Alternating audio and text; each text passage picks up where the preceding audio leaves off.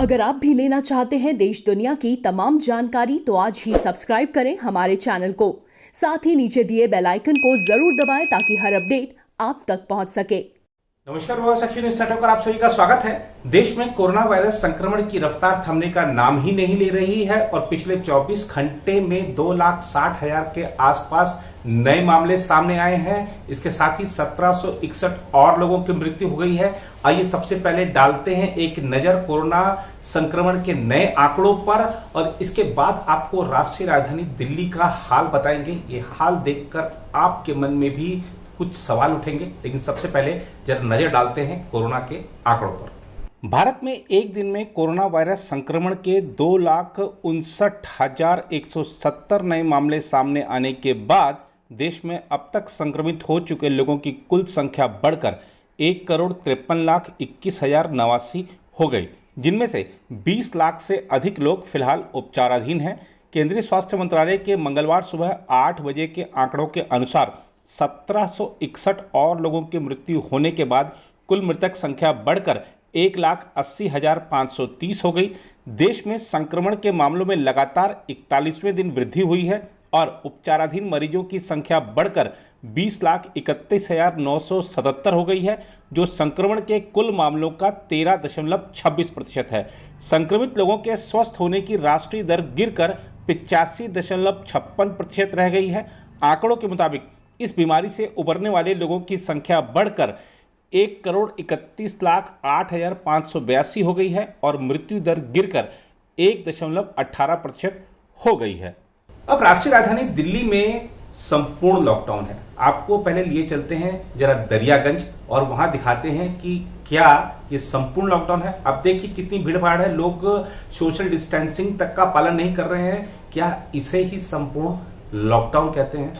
थोड़ा भंडारे के लिए आए हम यहाँ पे कि थोड़ा भंडारा करना है गली के अंदर, क्योंकि भीड़ की वजह से हम भंडारा करने के थोड़ा पूजा के लिए भंडारे के लिए सामान लेने आए थे। इतनी भीड़ है यहाँ पे, गाइडलाइंस नहीं फॉलो हो रही है, सरकार की गाइडलाइंस होती है फॉलो नहीं की जा रही।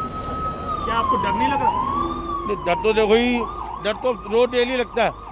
जिस हिसाब से समाचारों में दिखला रहे हैं तो डर तो लगता ही है कि अगर सायरन बजेगा तो भी डर लगता है कि दिल में घबराहट होती है। मगर थोड़ा सामान ले ले घर के लिए और थोड़ा वैसे सामान करे और निकलना तो थोड़ा पड़ेगा, मगर डर तो दिल में रहेगा। भीड़ तो है, भीड़ तो बहुत अंदर, डर काफी है, लेकिन थोड़ा मजबूरी भी है, थोड़ा सामान लेना पड़ता है अपने परिवार के लिए। अब दिल्ली के मुख्यमंत्री ने 6 दिन के संपूर्ण लॉकडाउन की घोषणा की तो उन्होंने कहा कि प्रवासी श्रमिकों को दिल्ली छोड़कर नहीं जाना चाहिए क्योंकि मैं उनकी मदद के लिए हूं। लेकिन प्रवासी श्रमिक दिल्ली छोड़कर जा रहे हैं। आनंद विहार बस अड्डा या जो दिल्ली और उत्तर प्रदेश की सीमा पर जहां जहां से अंतरराज्यीय बसें चलती हैं उन बस अड्डों पर जाकर देखिए क्या बुरा हाल है। लोग अब तो पैदल ही जाने को आतुर दिख रहे हैं और कुछ लोग पैदल निकल भी पड़े हैं।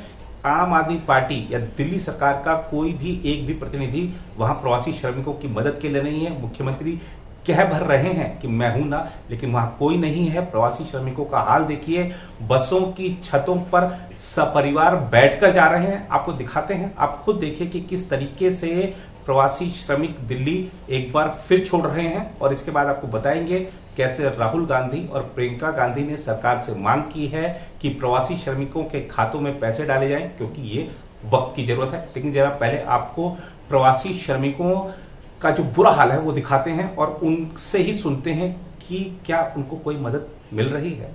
कहा कि ये पर साल का कर्जा नहीं चुका पाए और सोच रहे थे कि कर्जा चुका लें, कमाएंगे, और सोच रहे हैं कि क्या करेंगे। अब लॉकडाउन लग रहा, फिर ऐसा ना हो कि 4-6 महीने का लग जाए तो बाल बच्चे वहाँ पे हैं, हम यहाँ कमाने आए, तो का फायदा अपने गाँव चले जाए। जी, तो यहाँ पे आपको अभी साधन नहीं मिला है? जी सर, कोई साधन नहीं, सब पैदल वहीं से पैदल आए हैं। 5 बजे के निकले हैं और अभी तक 9-10 बज गया, 4 घंटा हो गया। इतने 4 लड़के साथ में इधर ही दिल्ली से साहब। अच्छा, कहाँ जा रहे हो? आगरा जा रहे हैं पैदल चल के। पैदल चल के जा रहे हैं? गाड़ी नहीं मिल रही है? गाड़ी नहीं मिल रही साहब, कोई बिठा नहीं रहा है। क्या लॉकडाउन वॉकडाउन बोल रहा है तो हम लोग जा रहे हैं, क्या करें साहब। गवर्नमेंट तो कह रही है कि हम सारा इंतजाम कर रहे हैं। क्या इंतजाम कर रहे हैं, सारा क्या इंतजाम हो रहा है साहब? क्या भी इंतजाम नहीं है। इधर पैदल चल के जा रहे हैं, ये इंतजाम हो रहा है क्या? क्या हुआ जो आप लोग निकल चले पैदल ही? लॉकडाउन लग गया है, अभी 5-6 दिन का लगा है। हाँ। आगे बढ़ भी सकता है। हाँ। पिछले साल बहुत बड़ी समस्या हो गई थी, लोग पैदल जा रहे थे, इस बार भी पैदल जा रहे, इतनी भीड़ भाड़ चल रही है कि पूछो मत, बसें मिल नहीं रही हैं, बहुत परेशानी है। आगे चल के यहाँ रह के फिर कुछ कमाने का तो जरिया है नहीं, खाने पीने का भी कोई इंतजाम नहीं, कहाँ से होगा क्या होगा। मकान मालिक तो अपना किराया पूरा लेगा ही लेगा, चाहे लॉकडाउन लगे चाहे कुछ भी लगे। बस पैदल इसीलिए जाना पड़ रहा है कि बस ये लॉकडाउन लग गया, पिछले साल ही यहीं रहना पड़ा। बाद में मकान मालिक ने भी कुछ नहीं छोड़ा, किराया उसने पूरा लिया, और मालिक ने भी नहीं साथ दिया। नौकरी करते हैं, 7-8 हज़ार की नौकरी में क्या होता है आज के टाइम पे, खर्चे इतने होते हैं सबसे ज़्यादा। अब लॉकडाउन लग गया, ऐसे कि लॉकडाउन में कोई हेल्प नहीं देता। हेल्प हम ना हमें सरकार देगी ना हमें कोई मकान मालिक देगा, हमें सबको देना है, ठीक है। उसके बाद फिर हम 3 महीने आते हैं घर से, फिर मेहनत करें, फिर उनके लिए कमाएं, फिर अपने घर में बाद भेजें। तो इसीलिए हमें अब घर जाना पड़ता है। अब की बार हमने यही सोच लिया था, पहले ही घर जाएंगे हम। कोरोना काल चल रहा है सर, लॉकडाउन पड़ चुका है 1 हफ्ते के लिए। सोमवार से पहले लॉकडाउन खुलेगा नहीं, पहले 2 दिन का लॉकडाउन लगाया, हम लोग दिक्कत में आ गए। खाना अपने घर में बना रहे हैं, कहाँ तक बनाएंगे भाई, हम लोग लेबर टाइप के लोग हैं भाई हमारा जैकेट का एक्सपोर्ट होता है भाई यहाँ पे, तो हमारा 2 दिन तो हमने झेल लिया, अब ये 7 दिन कौन झेलेगा। अब हम ये 6 बजे से बैठे हुए हैं यहाँ पे, 6 बजे से यहाँ पे बैठे हुए हैं, बस का इंतजार कर रहे हैं, अभी तक बस नहीं आई। हमारे जो माननीय अरविंद केजरीवाल मुख्यमंत्री जी हैं, उन्हें ना पहले भी लॉकडाउन हो चुका है उनके सामने ही, कोई ये नहीं कि 10-20 साल पहले हुआ, भी 1 साल पहले हुआ, तो उन्होंने हालात देखे थे। अगर तुम्हें लॉकडाउन करना ही था तो 1-2 दिन की मोहलत देते, जो लोग अपने घर चले जाएं, कम से कम 1-2 दिन की तो मोहलत देते। अभी ये क्या एकदम बोले और आज ही 10 बजे के बाद में लॉकडाउन है, कोई घर से बाहर नहीं निकलेगा, ये कौन सी बात हुई। नाजायज खर्चा ले रहे हैं, 2-2, 3-3 हज़ार का। यूपी खुर्जा बुलंदशहर 3-3 हज़ार का ले रहे हैं, 3-3 हज़ार रुपये, 4-4 हज़ार रुपये ले रहे हैं यहाँ यूपी खुर्जा बुलंदशहर वाले। यहाँ अलीगढ़ ये यहाँ 200-200 रुपये में जाने वाले 3-3, 4-4 हज़ार रुपये पर बंदा ले रहे हैं। उधर कांग्रेस के पूर्व अध्यक्ष राहुल गांधी ने मंगलवार को कहा कि कोरोना वायरस संकट के चलते शहरों से पलायन कर रहे प्रवासी मजदूरों के बैंक खातों में पैसे डालने की जिम्मेदारी केंद्र सरकार की है। पार्टी महासचिव प्रियंका गांधी वाड्रा ने भी कहा कि गरीबों, श्रमिकों और रेहड़ी पटरी वालों को नकद मदद दी जानी चाहिए। राहुल गांधी ने ट्वीट किया, प्रवासी मजदूर एक बार फिर पलायन कर रहे हैं, ऐसे में केंद्र सरकार की जिम्मेदारी है कि उनके बैंक खातों में रुपए डाले जाएं।